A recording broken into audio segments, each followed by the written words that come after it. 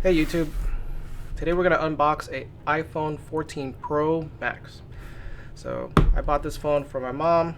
She has a iPhone 10s or XS right now, and it's getting a little bit old, a little bit slow, and she's running a little bit low on storage. So this one is the white and gold version. It comes with 512. So there are base model storages on this phone as well, 128, 256, and 1 terabyte as well.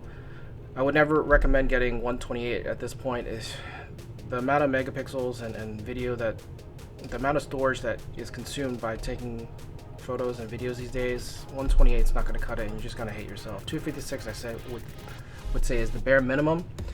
512 I think is honestly the sweet spot, especially if you intend to maybe upgrade every 2 to 4 years for the longevity of it. And then those of you that are looking at the highest tier 1 terabyte, you know who you are. You're probably a filmmaker, or you just simply can afford it. But personally I think 512 is the sweet spot these days.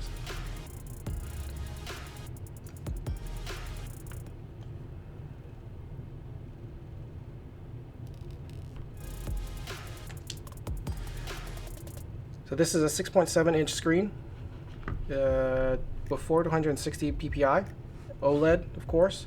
It has an always on display, dynamic island, ProMotion, HDR,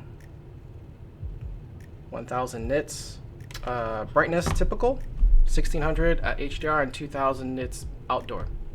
What that all means is you're going to be able to read this screen just fine outside, and it's going to be brighter than any phone in the last couple of years. It also comes with the A16 Bionic chip, 6-core CPU, 2 performance and 4 efficiency cores. It comes with a 48 megapixel main camera, 12 megapixel wide, and 12 megapixel telephoto with 2x zoom. Alright. On the front, you'll have a 12 megapixel front facing camera with f1.9 autofocus, which is great. One of the cool things about the cameras here is that you can record in 4K at 24, 25, 30, and 60 frames per second, which is amazing. You can also do 1080, 720. But one of the cooler things is cinematic mode at 4K HDR, 30 frames per second, and HDR recording at 4K with 60 frames per second. Those of you that are filmmakers out there, ProRes 4K 30, 1080p 30 as well for people with less storage. I'm just kind of looking out for you. And then one of the cool things is slow motion at 1080p 120 frames or 240 frames per second. Pretty amazing. So what else is in the box? There's going to be a USB-C to Lightning. So maybe this is the last year that they have Lightning ports on iPhones. The rumor has it, don't quote me on it, but rumor has it is that maybe next year, due to some regulations, that they'll put USB-C on Pro iPhones. Maybe all of it. Honestly, the whole world has moved on to USB-C. Even their iPad Pros have USB-C. But you know, this Lightning cable is a good revenue stream for them, so I don't blame them. Typical legal stuff, but also it's not an Apple product unless you get an Apple sticker in it. Makes perfect sense.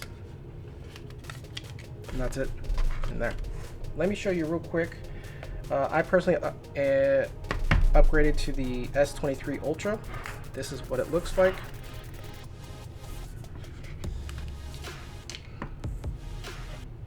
Side by side. Of course, the S23 Ultra is going to be a little bit bigger because of the S Pen and just generally a bigger phone, right?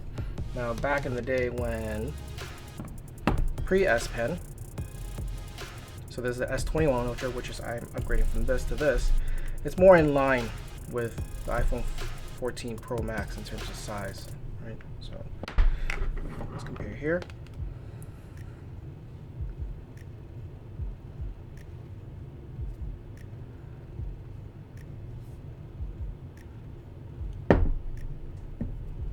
Taller.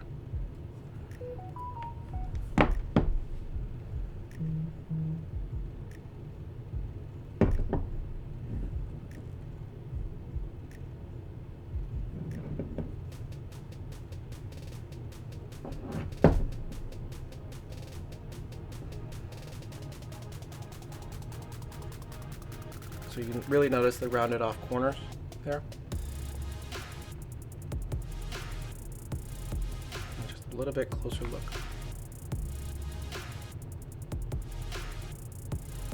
Alright, well, thanks for watching. That was meant to be a really quick unboxing of the iPhone 14 Pro Max with a little quick comparison.